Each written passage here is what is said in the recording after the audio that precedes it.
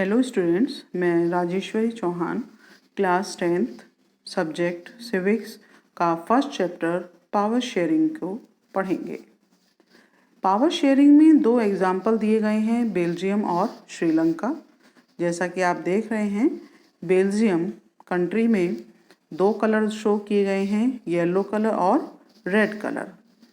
यहाँ आप देखेंगे कि ये जो एरिया है आपका, ये वाला एरिया आपका ब्रुसेल्स है, यानी ये जो पूरा कैपिटल है ये ब्रुसेल्स, ये बेल्जियम का कैपिटल है, ये ब्रुसेल्स है। यहाँ पर दोनों कम्युनिटी के लोग रहते हैं, डच और French speakers.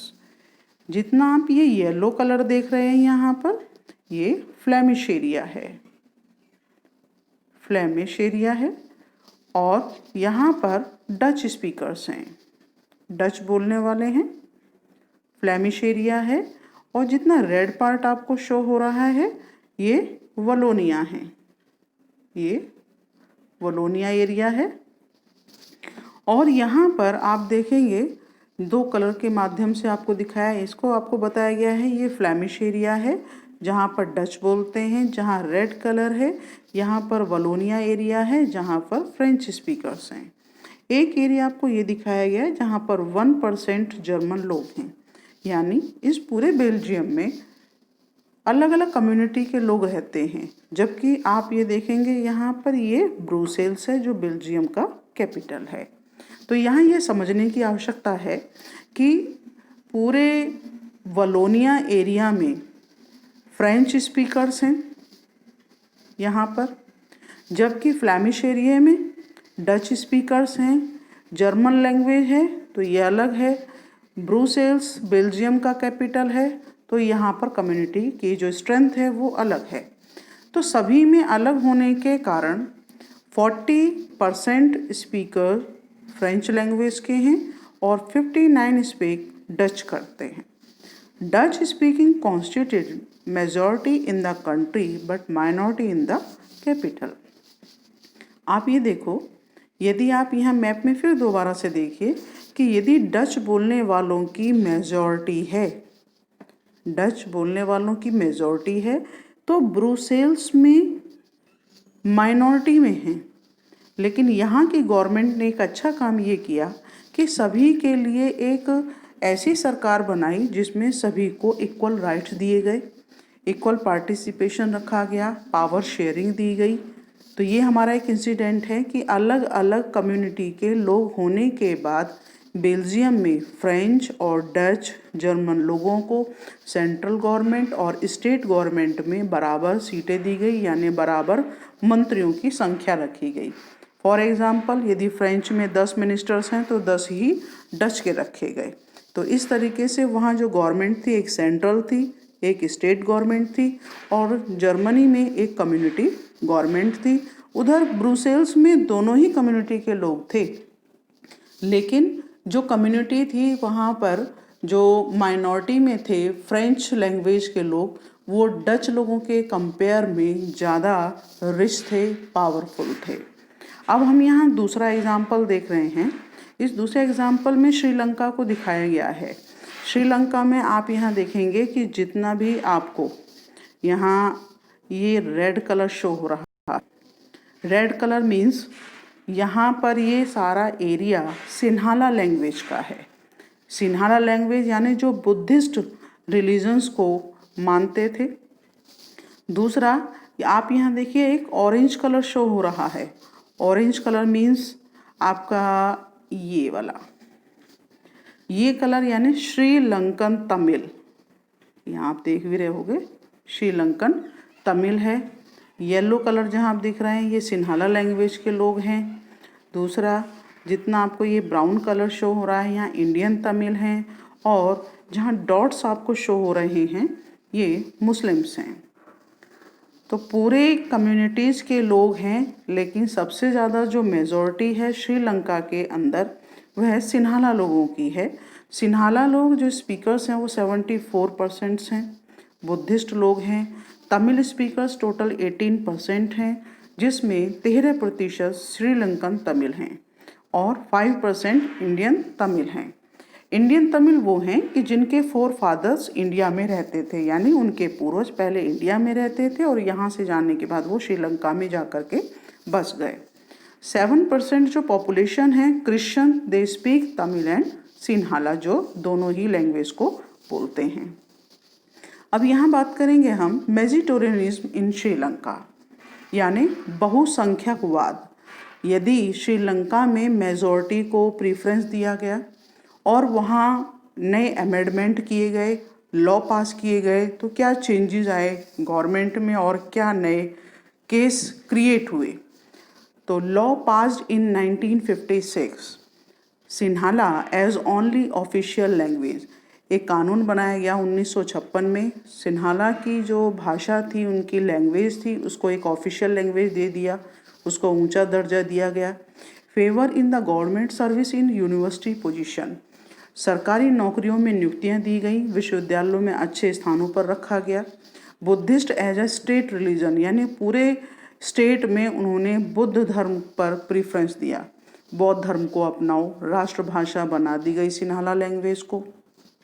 Sri Lanka Tamil launched protest, जो श्रीलंकन तमिल लोग थे यहाँ पर, ये Sri Lankan Tamil launched protest against this for their rights, this thrust lead to civil war. Sri Lankan Tamil के लोगों ने अपनी प्रोटेस्ट अगेंस्ट राइट्स के लिए सिविल वॉर शुरू किया, यानी सिविल वॉर का अर्थ है गृह युद्ध, यानी लड़ाई जैसी कंडीशन है, लेकिन लड़ाई नहीं हुई, लेकिन अपनी अधिकारों को और अपनी बातों को उन्होंने रखा। फिर है के बारे में बात कर रहे हैं। Accommodation in Belgium, situation was different in Belgium between 19 amended there the constitution for times. Equal Dutch French speaking ministers in central government. Okay, equal Dutch French speaking, यानी उन्होंने अपनी सरकार में, सेंट्रल गवर्नमेंट में डच और French speakers में ministers को बराबर रखा। Power to state government, they are not subordinate to central government, यानी जो पावर सेंट्रल गवर्नमेंट के पास में थी वहाँ पर उन्होंने कोई भी सबऑर्डिनेट होने के लिए मना कर दिया कि स्टेट गवर्नमेंट के साथ बिल्कुल सेपरेशन रहेगा, पावर इक्वल दी जाएंगी और अपने तरीके से काम करेंगे। Brussels has a separate government in which both communities, French और डच दोनों कम्युनिटीज़ के लोगों के लिए इक्वल रिप्रेजेंटेशन रखा गया। म्यूचुअल कोऑपरेशन को रखा गया, यानी दोनों में कोऑर्डिनेशन बना के रखा गया। Community government power regarding cultural, educational, language and related issues, जहाँ कम्युनिटी यानी जर्मन जैसे जगहों पर, जर्मन जैसे जहाँ 1% जर्मन लैंग्वेज को बोलने वाले थे, तो वहाँ पर भी कल्चरल, एजुकेशन और लैंग्वेज से रिलेटेड इश्यूज़ को भी म्यूचुअल कोऑपरेशन बेस पर सॉल्यूशन दिया गया। Why power sharing is desirable, power sharing की हमें क्यों ज़रूरत पड़ती है। नंबर 1 यहाँ पर हम देख रहे हैं कि first, power sharing is very spirits of democracy. Legitimate government is one of the where citizen acquire a stake in system though the participation, यानी वैध सरकार होगी, लीगल होंगी, तो वह लोकतंत्र की आत्मा भी होती है, जहां लोग अपनी बातों को रख सकें, सरकार में सत्ता में साझेदारी बन सके। Tyranny of the majority is not just oppressive for the minority if often bring ruin the majority as well as. इसका मतलब ये है कि जिन देशों में मेजॉरिटी के बेस पर शासन सत्ता सरकार चलती है, यदि वहाँ पर आपने माइनॉरिटी की बात नहीं सुनी, वंचित वर्ग की, या जो बैकवर्ड हैं, कमज़ोर हैं या महिलाएं हैं, आपने यदि वहाँ माइनॉरिटी की आवाज़ नहीं सुनी, तो कभी कभी ऐसा भी होता है कि मेजॉरिटी की जो गवर्नमेंट है वो भी रिड्यूस हो जाती है, ख़त्म हो जाती है, डिज़ोल्व हो सकती है। तो इसलिए पावर शेयरिंग यदि आप बना के रखेंगे तो ये मोरलिटी है, डेमोक्रेसी की स्पिरिट्स है। Prudential, a reduce of possibility of conflict, यदि आप डिस्प्यूट्स को ख़त्म करना चाहते हैं, कन्फ्लिक्ट ख़त्म करना चाहते हैं, तो उसके लिए इम्पॉर्टेंट है यही है कि पावर शेयरिंग रखी जाए। Good way to ensure our political stability, यदि पॉलिटिकल स्थायी रूप से रखना चाहते हैं, लंबे समय के लिए रखना चाहते हैं, तो पावर शेयरिंग कीजिए। अब इस स्लाइड्स में हम पढ़ रहे हैं कि forms of power sharing. Power sharing कितने तरीके से हो सकता है। तो फर्स्ट इसमें यहाँ दिया है आपको number 1, horizontal distribution of power, ये among organs of executive, legislature, judiciary, तीनों को इक्वल बेस्ड बना करके काम किया गया है। तीनों को बराबर राइट्स दिए गए हैं, लेकिन जुडिशरी सिस्टम को बिल्कुल सेपरेट काम करना होता है, जबकि एग्जीक्यूटिव और लेजिस्लेटिव को मिल करके काम करना होता है। लेजिस्लेचर, पार्लियामेंट, प्रेसिडेंट लॉज बनाते हैं और एग्जीक्यूटिव में लॉज को अप्लाई किया जाता है। यदि कॉन्स्टिट्यूशन के अकॉर्डिंग कोई लॉ नहीं बना है या उनके अकॉर्डिंग नहीं है, तो सुप्रीम कोर्ट का जज यहाँ जुडिशरी सिस्टम के अकॉर्डिंग उन लॉज को कैंसिल किया जा सकता है। और इसमें एक पॉइंट और भी यही बनता है कि ये चेक सिस्टम्स को भी, चेक एंड बैलेंस का सिस्टम, यानी सबकी पावर में बैलेंस भी बना रहे, एक दूसरे को चेक करते रहें, तो हॉरिजॉन्टल डिस्ट्रीब्यूशन ऑफ पावर के द्वारा चेक एंड बैलेंस सिस्टम को अपनाया जाता है। इसके बाद आप देखिए फॉर्म्स ऑफ पावर शेयरिंग में जो सेकंड पॉइंट है वह है वर्टिकल लेवल। आप देख रहे हैं यहाँ पर सेंट्रल, स्टेट। हम यहाँ एक और नोट कर सकते हैं, local government. Local government means panchayati raj system. इसे हम तीनों को मिलाकर के कह सकते हैं 3 टायर सिस्टम, लेकिन यहाँ पर आपको शो किया गया है 2 टायर सिस्टम। और ये फॉर एग्जांपल है प्रमोशन ऑफ फेडरलिज्म। फेडरलिज्म का मीनिंग क्या हुआ कि फेडरलिज्म माने जहाँ पर पावर को 2 पार्ट में डिवाइड किया गया। ओके, 2 पार्ट में डिवाइड किया गया है, तो सेंट्रल एंड स्टेट। ओके, ये 2 पार्ट में डिवाइड किया गया है, तो ये आपका वर्टिकल। लेकिन यहाँ पर ये है कि सेंट्रल गवर्नमेंट स्टेट को कुछ पावर देती है, वह सेंट्रल गवर्नमेंट हस्तक्षेप कर सकती है, और इस वर्टिकल सिस्टम को इंडिया में भी अपनाया गया है। फॉर्म्स ऑफ पावर शेयरिंग, ये थर्ड आपका पॉइंट है, एमंग डिफरेंट सोशल ग्रुप। ये आपका पॉइंट दिया हुआ है, जिसमें such as community government in Belgium. ये एग्जाम्पल दिया है बेल्जियम के लिए, जहाँ पर कम्युनिटी गवर्नमेंट बनाई गई। दूसरा, empowerment of socially weaker section, जिसमें इन पॉइंट्स को ध्यान रखा गया कि ये पॉइंट यहाँ पर आपको शो हुआ है कि जो वीकर सेक्शन हैं उसमें लेडी भी हो सकती हैं, बच्चे हो सकते हैं, बुजुर्ग लोग हो सकते हैं, पुअर मैन हो सकते हैं, ठीक है ना। तो ये सब जो हैं सोशल वीकर सेक्शन में आते हैं। System of reserve constituencies, for example मैं आपको इसमें इंडिया का ले लेती हूँ। रिजर्व कॉन्स्टिट्यूएंसीज माने कहीं पर लेडीज़ के लिए भी है और एससी के लिए है, एसटी के लिए है।